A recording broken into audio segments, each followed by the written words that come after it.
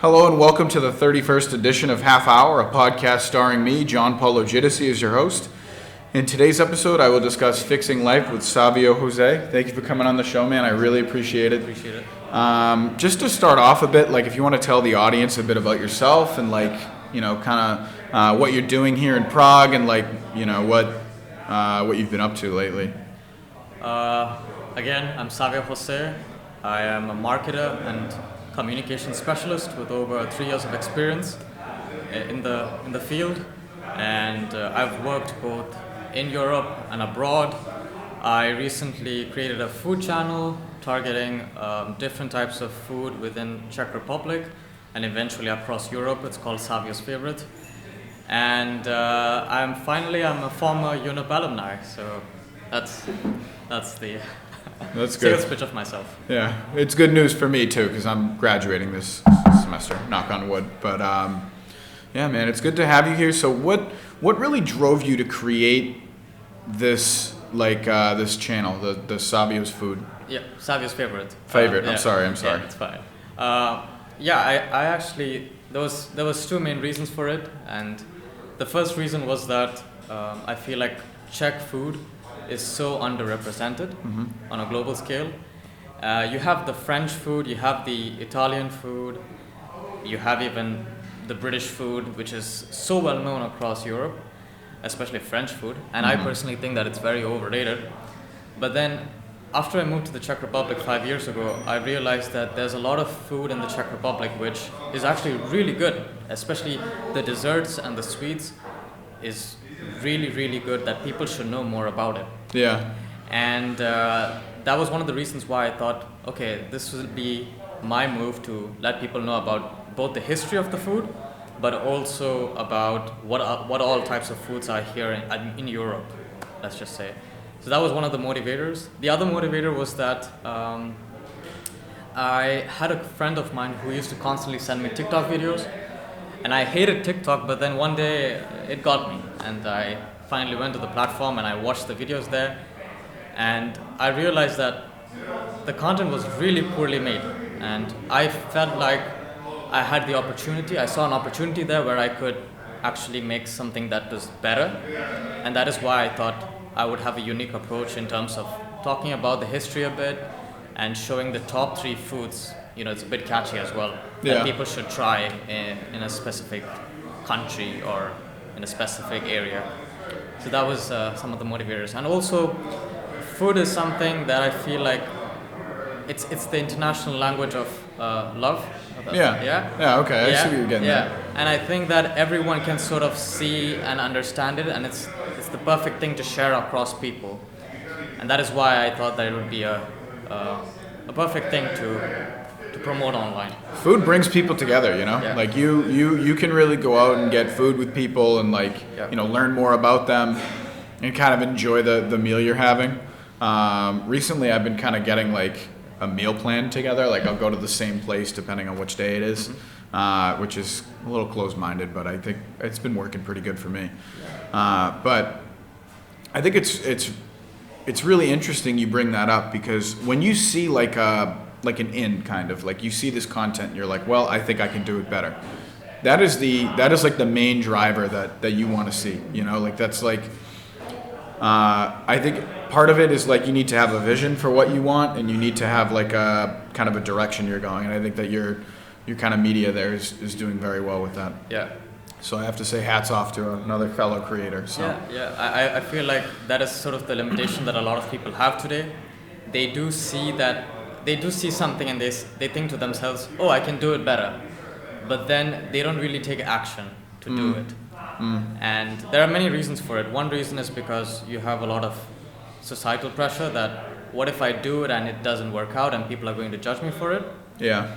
And the other reason is just that you think about how much effort is going to go into that. Maybe you're someone with a busy schedule. Maybe you're someone who's already preoccupied, and then thinking that you have to do this on the side. Yeah. It's just I would imagine that would be the problem that a lot of people have in terms of actually going ahead and doing something.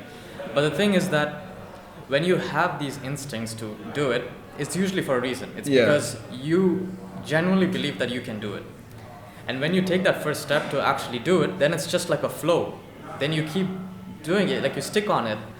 And the whole fear about that people are going to judge you on it, it's actually quite it's quite funny because Yeah. a lot of people forget whatever you do. Yeah, eventually. and they're too busy being self-centered about Yeah, whatever yeah. they want. Like, for example, like coming from my end for a bit, I know you said you moved here 5 years Yeah. ago. I came here in January of 2020. Oh, nice. And yeah, so it was kind of like, oh, I'm on my study abroad. It's Yeah. going to be great. And what ended up happening is that a few weeks later, I flew home for a funeral.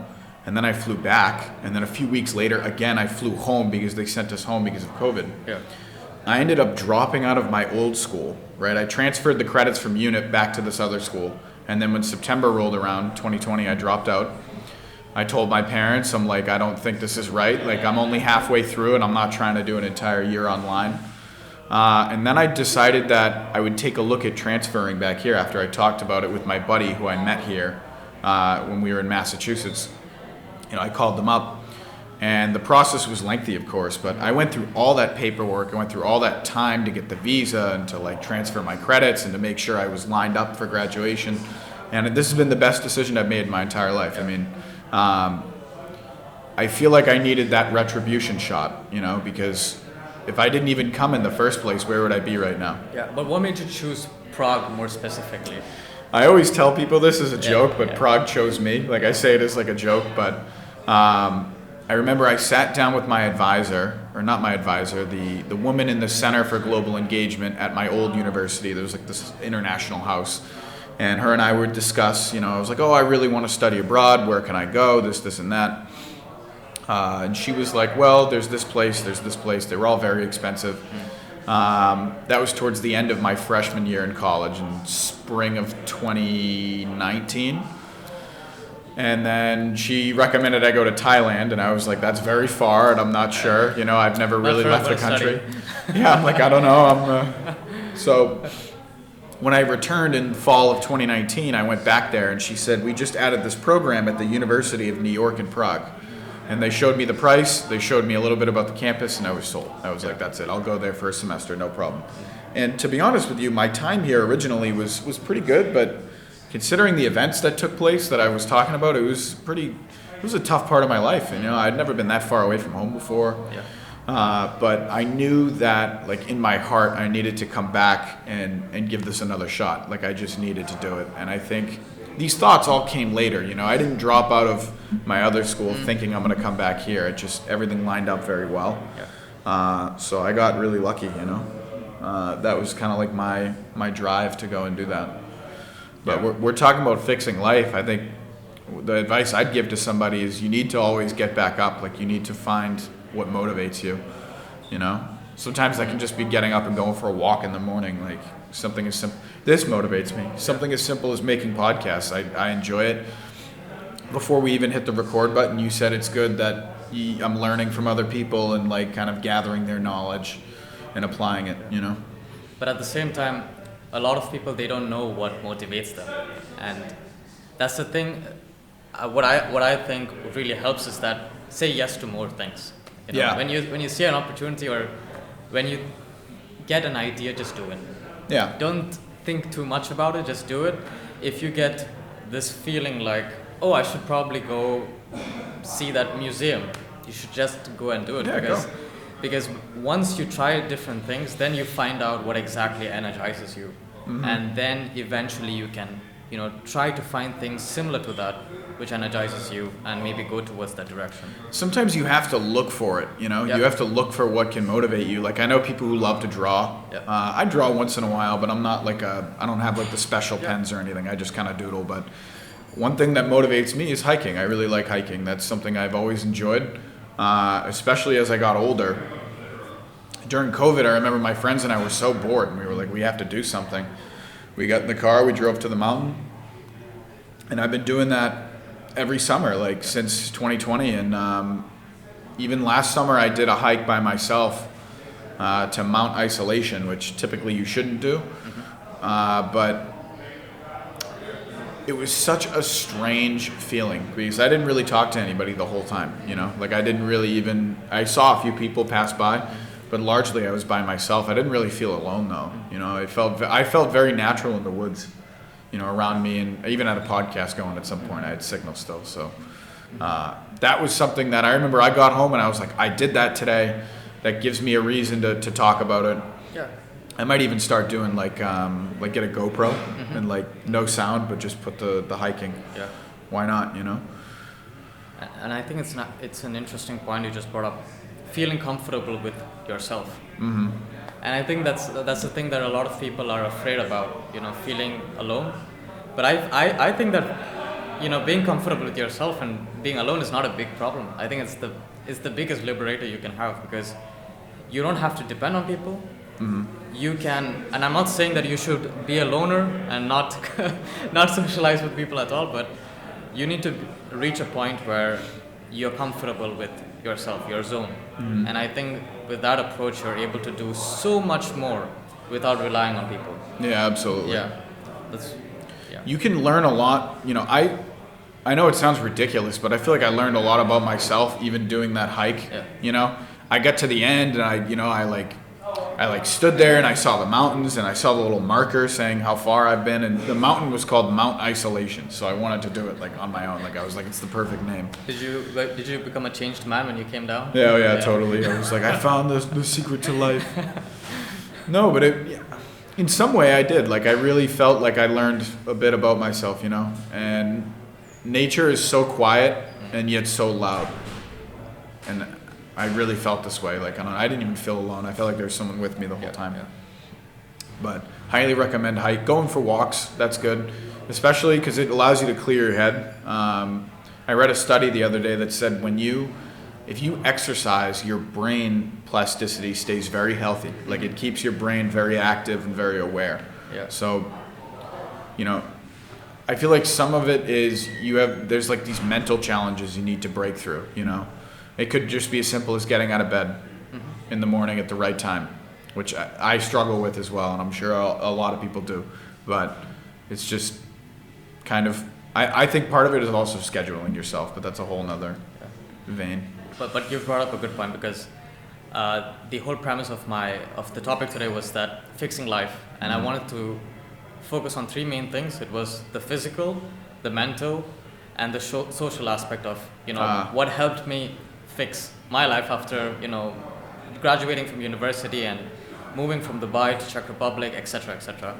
And you mentioned walking, and I think that comes under physical aspect of it. And the physical aspect, at least, you know, when I moved from the UAE to the Czech Republic, I had no idea about diets or anything of that sort, because usually my parents are cooking for me and I just eat whatever they make. Yeah, but diet and exercise, it plays such a huge role in not only in the way you look, but in the way you think as well.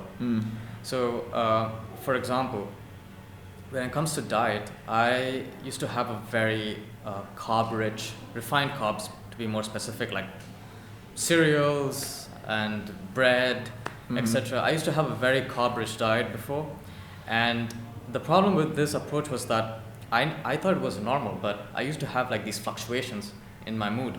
Yeah. So at 9 a.m. I would have my breakfast, and then at 12 p.m. I would just feel so drained out, so low in energy, and I thought this was normal. I just thought that I had to eat more then. Yeah. Right. But apparently not. It was just my glucose fluctuating.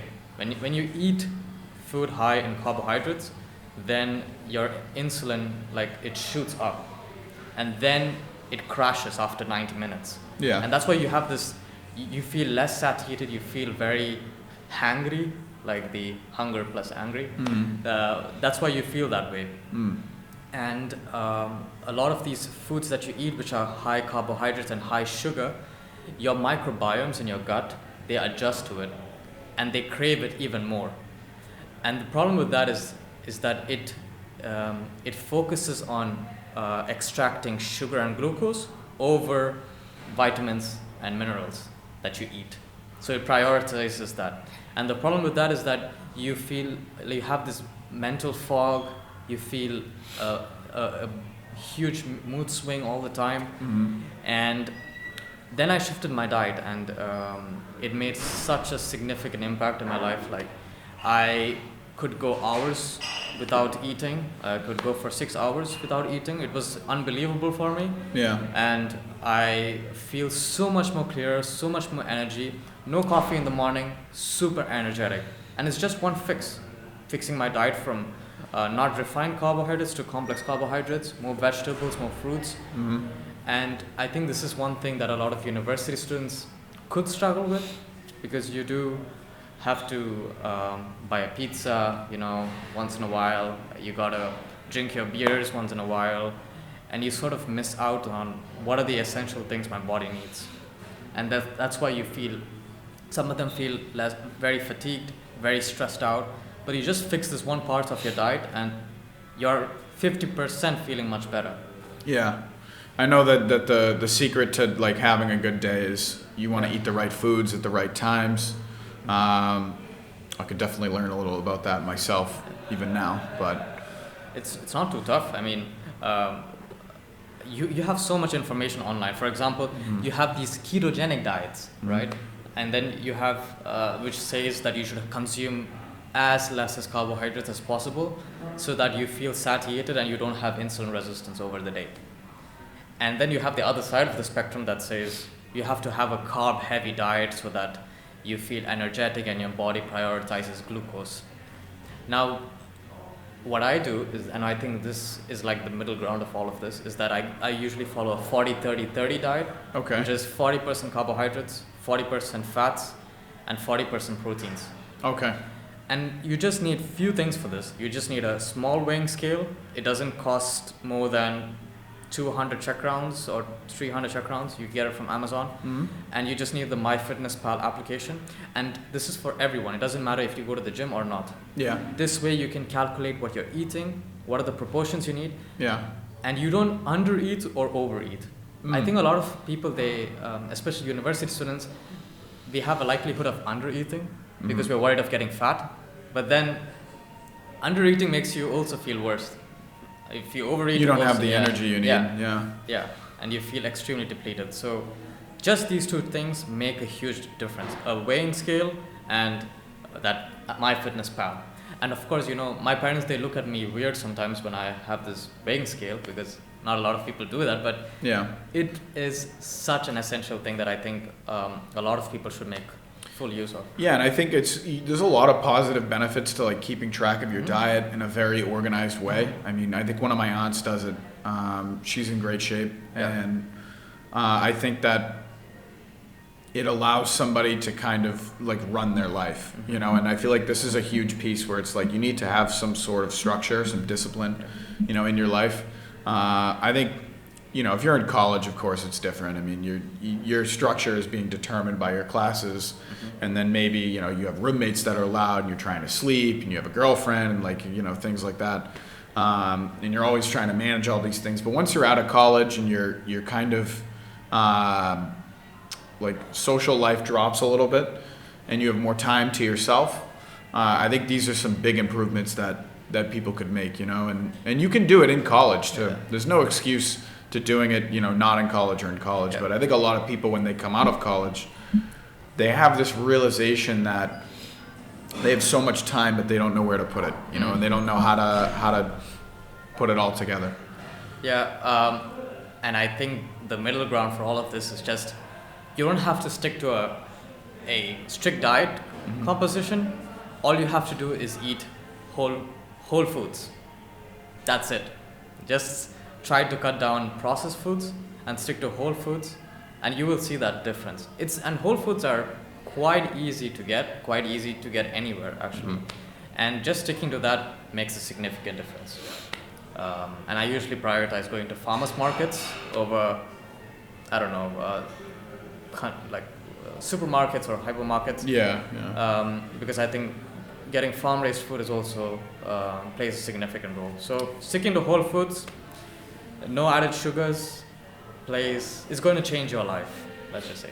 I know you had me thinking about how there's a huge like farmers market vibe, or I don't want to say movement, but there's a lot of people in the US where I'm from, especially, that in recent years have been moving more towards like buying like farm raised eggs, are like farmers market, fruits and vegetables. I know in New Hampshire there's a lot of people who they have chickens and they just sell the eggs that the chickens make. I used to have chickens actually, like my parents had them, but we ended up getting rid of them after a year or two. But we got some nice eggs from them. So I feel like it goes to show you like a lot of the like the progress people can. They taught us a lot about the food pyramid. I don't know if that's still like canon, if you will, or like I don't know how outdated that was. Yeah. They taught us that over a decade ago, so I don't know.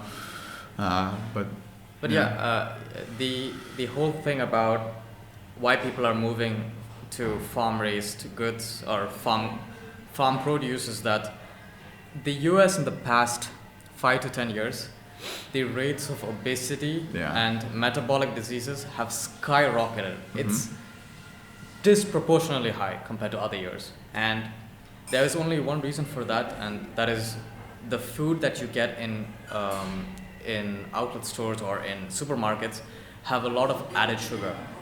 Yeah. Just even the food that you think is healthy has so much sugar. For example, I the other day I went to a supermarket and I saw this protein bar, and the protein bar had 15 grams of protein. Okay. Yeah. And then I looked at the back of it, and it had 18 grams of sugar. No, The that's entire wild. bag. 18 grams. That's like more than half of your daily recommended consumption. And I think that is the fundamental reason why people are moving towards farm produce, is that also because of less pesticides used, hormones on the plants, etc., which determine our hormones too. It affects it in a way, and also because of how the animals are raised. Now, for example, chickens, a huge proportion of these chickens are fed corn or similar types of grains, which when you get the meat out of these chickens, it's very carb dense, the meat. Even though, like, for example, the chicken breast should be carb low, but these chicken breasts are carb dense. And that's why you also, and this is the most baffling thing, because I think in Europe, if you get a steak of beef, it's normally grass-fed. You don't really get corn-fed. But in the US, it's most of the beef is corn-fed. Yeah, There's actually a separate category for the beef that is grass-fed beef. Yeah. Which is just insane. Even for chickens, like pasteurized and pasture-raised. Those are two different things. Yeah. Yeah, which is crazy, I would say. I know the corn doesn't give a lot of the cows any benefit either, like while they're alive. It's a very bad food source, and a lot of the corn, I think, is a byproduct of the production of the corn itself, and whatever's left over they feed the animals. I think that the quality of food in Europe is definitely better from being here, and I think the U.S. has a lot to learn in a lot of senses. But I feel like our one saving grace is that I feel like a lot of American people are very open-minded, and maybe someday a lot of them will be watching this podcast, this episode, and maybe they'll hear what we have to say. But kind of moving away from the food and more towards like, what other aspects can we look at? Like if we're talking about fixing life, we've covered the food a lot, but what other pieces can we say? I would say also in the physical aspect is that physical exercise. Yeah. Just any type of exercise. I saw the study where even a 40% walk every day has a 25% of likelihood that you're not going to develop any metabolic diseases in the future. Yeah. Which is just insane. Would you rather sit on your phone for 40 minutes or would you just walk for 40 minutes? Yeah, and it could save your life. Longer? Could literally save your life. Yes. And even all the other problems that you have, for example, if you want to develop mental clarity, if you want to develop, lower blood pressure, all these type of things, all is linked to just having some exercise. In fact, if you look at science, there's only one thing that scientists are confident about that can help you live longer, and that is exercise. Yeah. And for example, when it comes to diabetes and all these metabolic diseases, I'll focus on diabetes to be more specific. And I'm saying diabetes because a lot of people might think that diabetes is something for older people, but that's not true at all. You can get it at any age. You can get type 2 diabetes at any age, type 1 diabetes for sure as well, any age. And the rates of the amount of people getting it is increasing. Like it's becoming lower and lower each year. You're it used to be a disease in the 40s. Now it's around 20s. So it's really catching up. And then I want to talk about how lifting weights mitigates that. Because when you lift weights and when you eat food rich in carbohydrates, that carbohydrates or that glycogen is stored in your muscles, which negates the effect of insulin resistance, which is the reason why people get diabetes. And the reason for why I'm saying this is because when you take actions like walking, like working out, it's like a gift to your body that you're doing. Yeah, I would definitely agree. Right. And it's not such a hard thing to do. Yeah, for example, when I'm living in Prague, I think it's much more easier because things are closer. So you sort of have a better incentive to walk to places. And this is a very people-friendly city. Yeah. I come from a place where the cities are more like there's cars rushing down the road, and there's only certain places where you're not worried about it. But I think this is a beautiful city to walk in. But I feel like the problem is, if we zoom out a little bit, it's like sometimes people get so caught up in what's like right in front of them, and they want to fix their problems and they're critically thinking about how they're doing it, but they're almost overthinking when maybe these thoughts will be better after the walk. Like maybe when you get back home after a 10-minute walk, you have all these things you have to work on, all these projects, or you want to like fix kind of like where you're at. I think sometimes there's a saying about this too, where it's like when you go for a walk, it just clears your head, and it makes it very easy to distinguish like which decisions need to be made, and like how you should go about doing it. Because a lot of time people get caught up in like the exactly how it should look and how it should play out, rather than just kind of like going for it, seeing how it works. There's even studies that show that if you walk, your cortisol levels, the stress hormone levels, drop way down. Drops. And you don't even know that you have cortisol levels. Like you can feel a bit relaxed, but you might still have a lot of stress because it's sometimes it's related to your subconscious mind. Yeah. That you might be thinking about something and you're suppressing it, and that raises your stress levels. But just going for a walk really helps. The other thing which I think really helps is meditation. I do a 10-minute meditation every day, which it's really such a small amount of time, but it has such a significant impact. So before you go any further, for the audience, how would you meditate? Like, what is your kind of like procedure? Do you wear headphones? Do you? I usually go to YouTube and I type down guided meditation 10 minutes. Okay. And there's a guided meditation for 10 minutes. So is there like is someone speaking to you, or is it just music? Okay. Just speaking. They'll tell you to relax your shoulders, relax your mind. And this is usually for amateurs who are getting into meditation for the first time. Once you're used to getting into that sort of state over and over, you generally understand it and you do it yourself. But it basically is you clear your mind and you don't think about anything for 10 minutes. Yeah.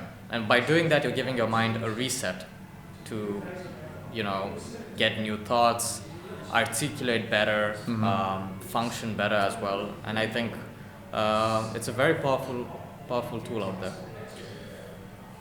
Yeah, and I think about how after moving here, I really began to like the sun a lot because it's very cloudy here sometimes, and where my room is, the sun kind of like comes around in the west, and I do make some time. Maybe I don't clear my head as much as I should, but I'll close my door, and I'll pull the chair over to the window and just kind of like sit in the sun and let the rays kind of hit me. I even do this at home. I went on a trip to Mallorca last weekend.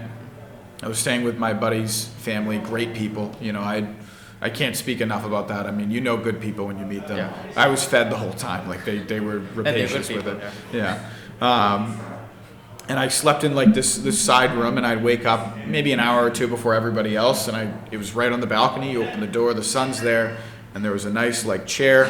And I remember I just laid there, and I did clear my head pretty well, I think, but I didn't really go for like a more, I guess what you were saying, like structured in the sense that it's like, you relax your shoulders and then this, but that's something I might try because I think it adds to the overall benefit.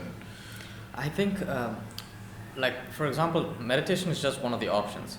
I think the other option is that I actually look at my dad for this because my dad, he's super healthy even in his 60s. Yeah. And the main thing that he does is he doesn't take things very seriously. Yeah. And he's very laid back. And I think that plays a very significant role in terms of moderating stress. If you don't take things too seriously and you just lay back, have You a slow let go life. a little. Yeah, you let go. Yeah. Take Yeah. life slow. Even, for example, like you said, going out there and sitting on that porch and getting that sunlight, that is a gift for your body. Yeah, absolutely. And even if you look at countries around the world that have the longest lasting populations, a lot of it is not just the diet but the lifestyle. Yeah. They have a very slow lifestyle. For example, the Mediterranean, you have Crete, I think, in Greece, and people live for a very long time. It's been documented in science. And Sardinia too. Yeah. Yeah, I remember reading about that and one. a lot of them have a very slow-paced life with a lot of social contact. And I think this is a very driving factor for reducing cortisol levels and also promoting longevity in the long term. Yeah, because it's so important. I know I come from a very, in America, we work like crazy. Yeah. We have a very, almost like a German work ethic. It's very similar. Mm-hmm. That's honestly, I think that's where it comes from. But people get very caught up in that dollar bill, and they work and work and work and work, and they're so stressed out, and the foods they're eating are processed because it's quick, and like they're all about the money, and they miss out on all of the kind of not relaxing pieces of life, but kind of what you were getting at with this Mediterranean lifestyle. I come from a Mediterranean background. I guess my ancestry is Italian, but there are pieces that are just missing from that, and it's good to kind of have this point, during the day where you kind of relax, take away from this fucking stress, like back yourself out of this hole. Because I know people in the US, they probably need to hear this, but it's not always about, that dollar bill and kind of pushing yourself to the limit until you break, because that's what people do. There needs to be, I like kind of what you're getting at with this, like there needs to be a point where you step back and you kind of give yourself that brain reset and that body reset, because you need that. I think a lot of it depends. I'm working in a German company now, and I like how the Germans approach these things. Mm-hmm. They are very efficient. When they work, and Yeah. they work a lot. Yeah. But when they don't have to work, after a certain time, they don't work at all. They take as much rest as possible. And I think what it comes down to is balance. Mm-hmm. And when I say balance is that what I usually do is during the weekends, I do absolutely nothing. Sometimes I do something and I feel bad about it, but trying to give yourself that time to sit back and not do anything at all is also progress. It's also a gift to your body. You might feel, some people feel bad about not doing anything at all, but your body is thanking you for that. Sometimes it's necessary, Yeah. Because you're going to break. Even whatever type of person you are, you're eventually going to break. And you should also try to give yourself, and you should also try setting boundaries, even if it comes to work.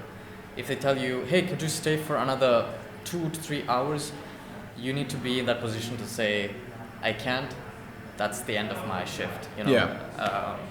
Even with friends too, of course you want good friends, but sometimes you need to kind of like look out for your time, like it's super important. I don't know if you have any final thoughts. We're kind of getting towards the end. I'll just quickly go over the mental aspect and the social aspect. Mm-hmm. Mental aspect is what really helped me is reading a book. And I'm the type of person which absolutely hates books. I used to hate books, and I used to think that it's this thing that a lot of people who like to show off their intelligence always used to brag about what books they used to read.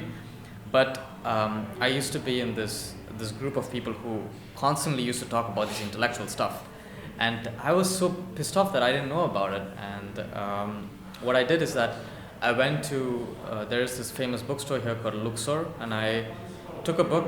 I read the foreword of it, and if I liked it, I read it.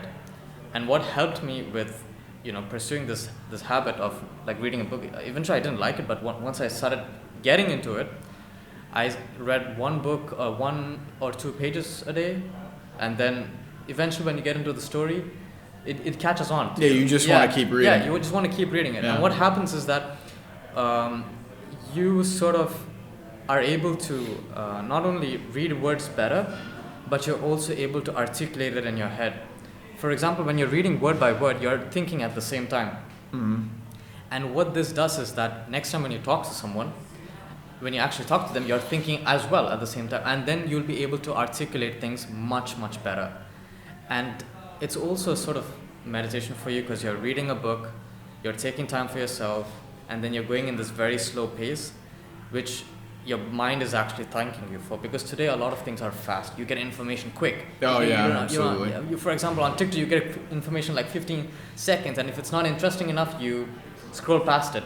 And I think this allows you to, to go on a slow pace, to give you that mental clarity, to give you that mental articulation, and it's something that really helped me out so far. And I think one of the books that really made an impact in my life is *Sapiens* by Yuval Noah Harari.